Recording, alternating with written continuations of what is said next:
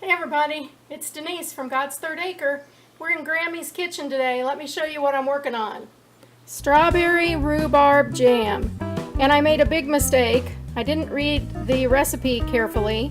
It said to put the fruit and the pectin and the lemon juice in the pan and let it cook until it got juicy and then add the sugar. I put the sugar in all at once with the fruit that hadn't been cooked yet. So we're going to see how this turns out. I don't know, but I think I'm going to be doing a lot of stirring. I'll bring you along for the journey. So here's what's in the recipe. I've got approximately 8.5 cups of rhubarb, 6 cups of sliced fresh strawberries, 10 cups of sugar, 4 tablespoons of lemon juice, and the equivalent of 4 boxes of pectin. Now I used this real fruit pectin, and it said 3 tablespoons was equivalent to 1 box of pectin, and this called for 2 boxes for a single batch, but I made a double batch, so I needed 4 boxes, so this worked out perfectly. I am stirring it quite a bit, and it is getting juicy though, so my fears were relieved. I was afraid I was going to end up burning it and scorching it, so I may still end up burning and scorching it, I don't know. But I'm going to keep stirring, and we'll come back when it's time to put it in the jars.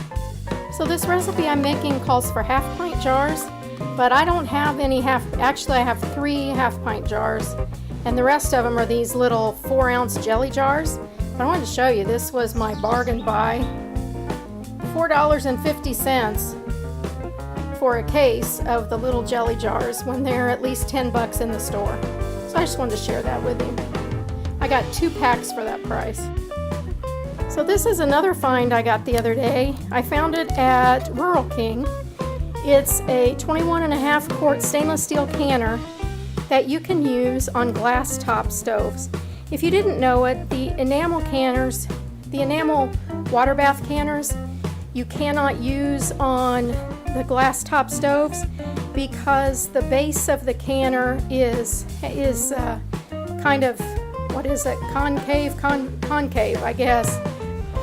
But it bows in so it doesn't touch the burner fully. But if you look on this one, right there it shows you can use it on all 3 kinds of burners: gas, glass, and the regular spiral wire electric stoves.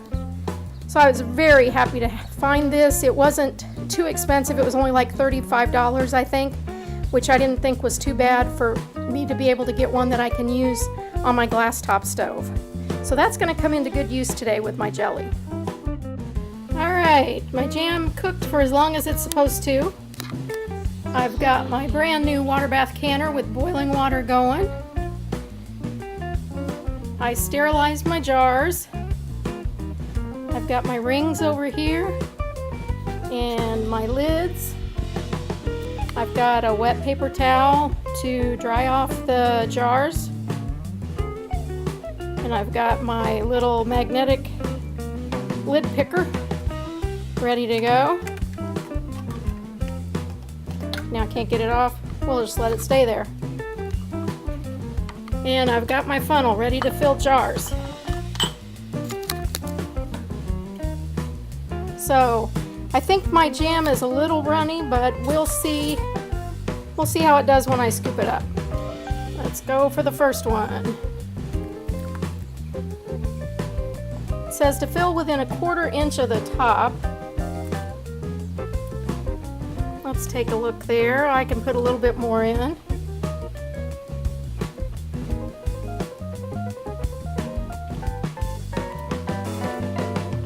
Okay, so that's within a 1/4 inch of the top. So then I'll take my lid, or I'll take my paper towel and clean off the top, make sure I didn't get any jelly on the top of the lid or on the ring of the jar. Sorry, this camera's moving around a bit. I'm trying to do this one-handed. I should have put it on the tripod. So we'll put the lid on it.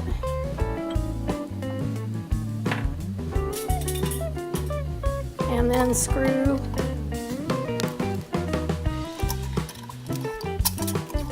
the top on. Now I'm going to go ahead and fill these other jars.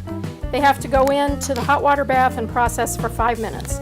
So let me get some more of these filled so I've got a canner full, and then we'll go on from there. Well, I'm all done with the canning. I'm a hot and sweaty mess because I didn't turn on the air conditioning, which I should have. But that's okay, maybe I lost some weight. Anyway, I ended up with 24 of the little jelly jar size, which is 4 ounces. So I got 24 of those, and I got 3 of the half pints. I only had 3 half pint jars, so I used them. And that was the whole batch of jelly. It filled them perfectly.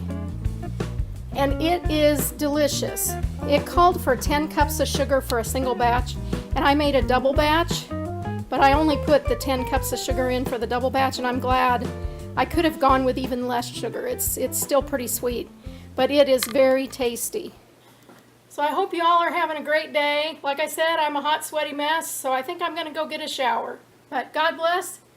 See you soon.